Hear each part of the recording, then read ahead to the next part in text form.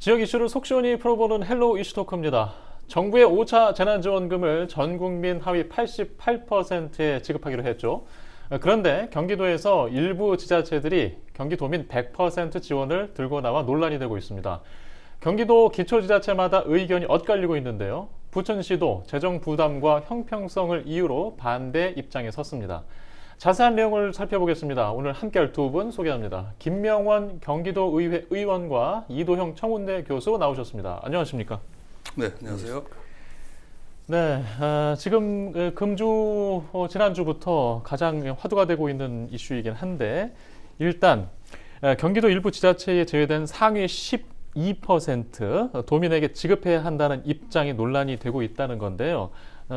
누가 찬성하고 누가 반대하고 있는 상황부터 좀 살펴보겠습니다. 이 교수께서 먼저 좀 설명해 주시죠. 네, 우선 전 국민 88%라는 얘기보다는 일단 하위 소득 80%에 대해서 정부 방식으로 지급하는 거고요. 근데 맞벌이 1인 가구를 포함해서 88%까지 사실상 늘어나는 점에서 전 국민 대상 88%로 지급이 되는 게 정부 방침 아니겠습니까? 하지만은 경기도 전 도민 100% 재난지원금 지급을 둘러싸고 각 지자체가 지금 서로 다른 입장을 내고 있습니다. 경기도는 관내 좀 31개 기초단체가 있는데요. 이 중에서 공동 성명을 통해서 찬성 입장을 밝힌 지자체는 처음으로 100% 재난지원금 지급을 제기했던 이제 파주시를 비롯해서 고양, 구리, 그리고 광명, 안성시 등 총 5군데입니다. 반면에 반대 입장을 분명히 한 지자체는 이제 부천시를 비롯해서요, 수원, 용인, 그리고 성남, 화성, 남양주, 안산시 등 총 7군데로 지금 알려져 있습니다. 하지만 경기도 시장 군수 협의회 회장을 맡고 있는 오산시 곽상욱 시장은 대다수 시군에서 전 도민이죠. 재난지원금 지급에 대해서 공감대를 이루고 있다라고 이렇게 밝히면서 경기 도민 100% 재난지원금 지급을 둘러싸고 경기도와 기초단체 간 또 기초단체 간에 지금 내용을 겪고 있는 상황입니다. 네.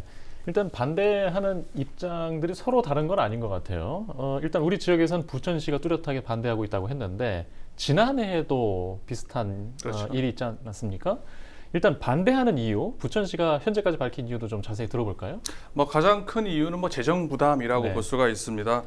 장 시장은 지난 1일 날이죠. 이제 안산 시장실에서 열린 제5차 재난지원금 관련 긴급 현안 회의에 참석을 했는데요. 100% 전 도민 재난지원금 지급을 반대하는 7개 지자체 중에 하나를 볼 수가 있습니다. 장 시장이 언론을 통해서 밝힌 내용인데요. 이들 반대하는 지자체가 가장 문제로 삼고 있는 것은 재난지원금을 100% 지급할 경우에 도가 과연 얼마만큼 부담하느냐가 알려지지 않은 채 일방적으로 이제 발표를 했다는 겁니다. 즉 나머지 12%를 추가 지급하는 데 있어서 경기도와 기초단체 부담 비율이 얼마냐는 게 지금 관건이라고 볼 수가 있는데요. 물론 경기도가 전액 지원을 한다고 하면은 전혀 부담이 없다 볼 수가 있고요. 8대2, 7대3 얘기가 나오고 있습니다만은 어쨌거나 지난 1차 재난지원금 때처럼 5대5로 할 경우에는 나머지 12%의 절반은 고스란히 지자체가 이제 떠안아야 되는 문제점이 발생하게 됩니다. 물론 8대2, 7대3일 때도 그에 상응하는 부분을 기초단체가 부담한다 볼 수가 있을 것 같고요. 이외에도 100%로 도민에게 재난금을 지원하는 것은 효율성에 문제가 있다. 양극화를 초래할 우려가 있다는 게 장덕 전 시장이 반대하는 핵심 논거라고 볼 수가 있습니다. 네, 자, 이 같은 입장을 이제 부천시에서 밝혔어요. 일단 부천의 전현직 도의원, 시의원분들은 바로 반응하셨죠. 우리 김 의원께서도 현장에 계셨는데 반박을 어떻게 하고 계십니까? 네, 100% 지급해야 하는 이유를 4가지로 좀 이야기를 할 수 있겠는데요. 첫째는 실제 재난지원금이 복지 차원의 문제뿐만 아니라 골목 상권을 살리는 경제적 차원의 문제라는 것도 그런 성격이 강하다는 것. 작년에 1차 재난지원금 때 우리가 경험을 했듯이 그거를 이야기하는 거고요. 두 번째는 공정성 문제로 국민을 분열시킨다는 이야기죠. 88%와 88.01%를 어떻게 구별하냐. 거기서 문제가 있게 되기도 하고 1억 원 전세를 사는데 4인 가족 월 879만 원 수입의 가정은 재난지원금을 못 받는데 네. 10억 원 자가 소유의 4인 가족이 878만 원의 수입의 가정은 받게 되는 뭐 이런 문제가 있어서 불공정하다 뭐 이렇게 이야기를 할 수 있겠고요. 88% 분리에 대한 행정적 낭비가 또 심하다는 또 이야기. 그리고 1년 반 이상 코로나19로 해서 자신의 일상을 희생한 전 시민, 전 국민들에 대한 예우와 위로 차원의 재난지원금이기 때문에 전 국민 100%를 어떻게 해서라도 채울 수 있으면 좋겠다 이렇게 생각을 합니다. 네. 일단 그 중앙에는 재정 부담에 대한 서로의 시각이 다른 것 같아요. 가능하다, 어렵다. 그러면 이제 그 찬반 시각의 재정 부담에 대한 해석도 좀 들어볼 필요가 있는 것 같습니다. 일단 가능하다고 보시는데요. 재정 부담 상황 좀 어떤 시각이십니까? 우선 이 사업의 우선순위를 조금 조정하면 가능하다고 생각을 합니다. 그건 기초 지자체 장의 그 의지 문제라고 생각을 하는데요. 재난지원금의 성격을 어떻게 보느냐에 있어서 정책과 철학의 문제가 아닌가. 단순히 복지 차원의 문제로만 생각을 하게 되면 그러는데 사실 작년 1차 재난지원금 때 골목 상권이 활성화가 되면서 내수 경제가 살아나는, 물론 3개월 동안의 반짝 경제였지만 우리가 그거를 경험을 했습니다. 그래서 이 내수 경제가 그나마 살아서 그 당시 코로나19 초기에 수출이 완전히 각 나라가 셧다운했기 때문에 수출이 바닥을 쳤을 때 그나마 그거라도 해서 내수 경제가 마이너스 3.1%로 추락하는 때 0.6%로 플러스 0.6%로 상승을 해서 전체적으로는 우리나라 그 경기가 마이너스 1%라는, 다른 선진국들은 마이너스 10%까지 추락을 했는데 그런 경험들을 했던 이런 거로서 그 복지 차원뿐만 아니라 경제 차원의 성격이 강하다라는 이런 생각을 가지고 우리가 골목 상권을 지금 살려야 하는 시점이라고 생각을 해야 이제 그런 의지가 발동이 될 수 있지 않을까, 뭐 그런 생각이 듭니다. 네, 의지가 있으면 가능하다. 재정 여건이. 기초지자체 시각에서는 사실 이게 아마 88% 부담금까지 감안하면 이게 100억대가 넘는 예산이잖아요. 뭐 그런 시각에서 우려를 하시는 거겠죠?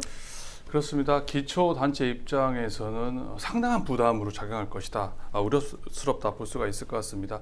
88% 정부 안에 대한 지방비 부담이 20%거든요. 그걸 경기도와 부천시 기초단체 간에 약 10% 정도씩 부담할 것으로 예상이 되는데요.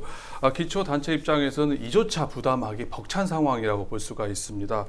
부천시의 경우에 88%에 대한 재난지원을 지불할 경우에는 100억 원을 훌쩍 상회를 하게 됩니다. 정확하게 추견해보지 않았지만 거의 150억가량의 예산이 추가로 소요될 것으로 예상이 되는데요. 결국 전혀 예상하지 못했던 돈이 필요하게 되고, 그렇게 되면서 다른 곳에 써야 할 돈을 줄이고 여기에다가 투입을 해야 되는 문제가 발생을 하게 됩니다. 그런데 여기에다가 전 도민들에게 10% 추가로 지급하기 위한 예산을 추가로 더 드려야 되는 거 아니겠습니까? 소득 상위 12% 경기 도민들에게 재난지원금을 추가로 주게 될 경우에 지금 예산 축에 한 4천억 가량이 됩니다.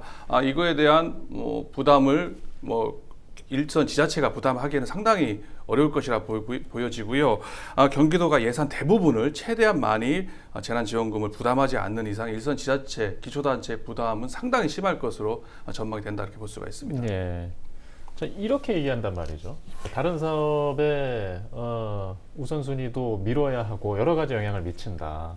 자, 여기에는 또 어떻게 부천의 재정 자립도는 사실상 실제로 한 30.5% 뭐 이 정도 수준이어서 재정 자립도가 좀 약한 상태죠. 또 이렇게 비교하면.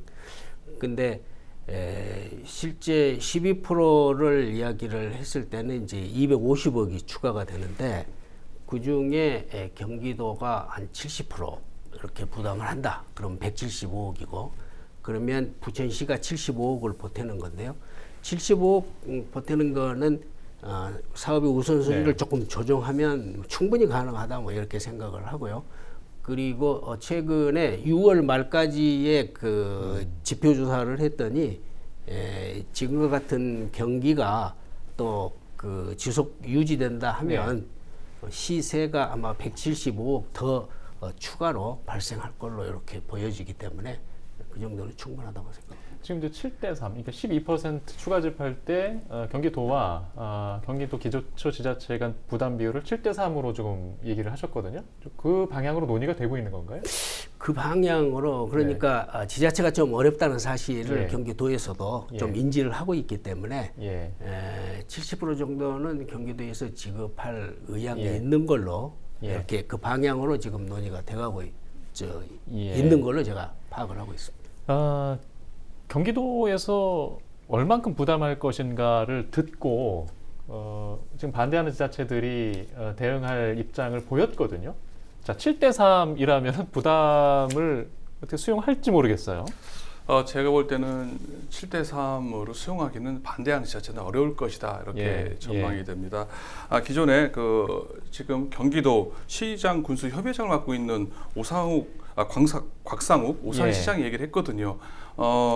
도내 31개 지자체 예. 중에서 약 60% 가량이 찬성을 하고 있다. 다만 이게 거부하기 좀 사실 현실적으로 좀 어렵다. 네. 보편적 지급이라는 명분도 있고요. 이런 상황에서 대체로 동의한다고 밝히긴 했지만은 이 동의하는 지자체들조차 역시 경기도가 한 80%를 부담하는 네. 조건으로 동의한다는 일종의 조건부 동의라고 볼 수가 있습니다. 그런데 지금 앞서 말씀하신 것처럼 경기도가 70%, 네. 지자체가 30% 부담한다 그러면은 찬성하는 지자체들은 기대했던 80% 부담은 아니지만 70% 정도만 해도 따라갈 수밖에 없는 구조가 된다 볼 수가 있는데요. 반대하고 있는 지자체들, 수원을 비롯한 네. 용인 지자체들은 전액 내지는 거의 네. 기초단체 부담이 없는 수준에서 도가 제시하지 않는 이상 이를 반대를 접고 다시 따라간다? 이건 현실적으로 좀 어렵지 않나 이렇게 분석이 됩니다. 저는 좀 그렇게 생각을 하지 않는데요. 네, 맞아요. 우리 교수님. 네. 그러니까 처음에 네. 그 오산시장하고 그 5개 지자체에서 이야기를 했을 때는 5대 5로 이렇게 제안을 했었어요, 경기도에. 네. 근데 경기도에 5대 5로 제안한 속에서 이렇게 이야기를 했었고, 그런데 현실적으로는 지자체가 또 재정 어려운 지자체가 또 좀 많이 존재하기 때문에 70% 정도다 그러면은 받아들일 지자체들이 많이 있을 거다. 이렇게 이제 저는 그렇게 파악을 처음에 하고 의원님 네. 말씀하셨던 거 5대 5로 제안했던 거는 최초에 네. 제안했던 게 파주시에서 제안을 했던 거였거든요. 파주시장이 제안할 때는 이제 5대 5로 네. 해서 5개 지자체가 공동 성명 형식으로 전 도민 대상으로 지급하자라고 제안했던 거고요. 경기도 시군 협의장을 맡고 있는 이제 곽 시장의 경우는 이제 여러 지자체 의견을 두루 섭렵해서 또 본인의 언론 인터뷰를 통해서 대부분 3분의 2 가량은 찬성을 하지만 이 찬성하는 지자체들도 한 70~80% 정도는 어려우니까 재정 어려우니까 경기도가 부담했으면 좋겠다는 의견을 전달했다 이렇게 또 언론에 보도된 적도 있습니다. 예, 일단 김명호 의원께서는 지금 일단 협의 단계 과정에서 이제 더 많은 걸 좀 보고 계신 것 같아요. 그 말씀을 좀 옮겨주신 것 같고 그렇게 좀 이해를 할 필요가 있는 것 같고요. 자, 선별 지급하자는 게 이제 반대 단체장들 중에 하나의 또 입장입니다. 왜냐하면 핀셋 지원, 소상공인들의 어려운 상황에 더 집중하는 게 우선 아니겠는가. 자, 이 논리가 아직 앞에 있어요. 이 부분에 대해서 어떻게 보고 계십니까? 그 부분에 대한 논리는 이 20세기 경제하고 21세기 경제하고의 차이를 인식하지 못한 거라고 보는 거예요. 네. 제조업 중심의 경제 시스템하고 지금은 4차 산업혁명의 로봇, 자동화, AI 이런 속에서 실제로 생산에 투여를 많이 해도 일자리가 생기지 않는 이런 시대에 와 있기 때문에 소비에 투자를 해서 경제를 순환시키는 이런 과정을 거쳐야 한다라고 하는 생각은 재난지원금을 보편으로 했을 때는 그거는 복지 차원의 성격은 한 20-30%, 한 70-80%는 경제를 살리는 성격이 한 80% 정도 이렇게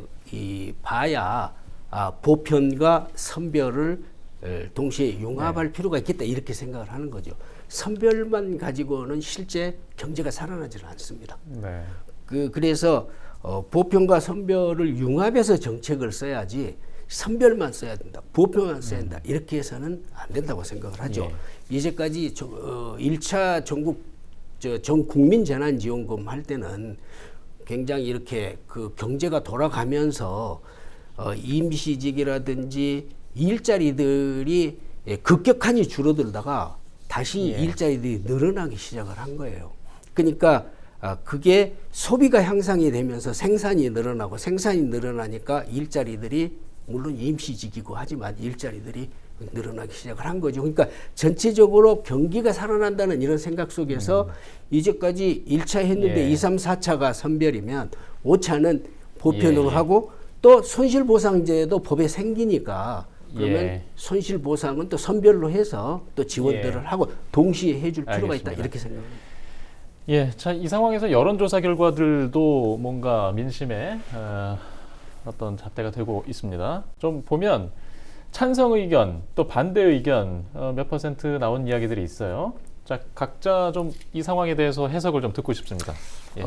여론조사가 나왔는데요. 경기도민들 같은 경우는 찬성 의견이 58% 그리고 반대 의견이 39% 나고 전국적인 수치를 보게 되면은 이제 반대가 한 10%가량 더 높게 나오고 있는데요. 이거는 경기도민들이 직접적으로 혜택을 받는 정책이다 보니까 경기도가 전국보다는 찬성이 높게 나올 수밖에 없다라고 일단 볼 수가 있을 것 같고요.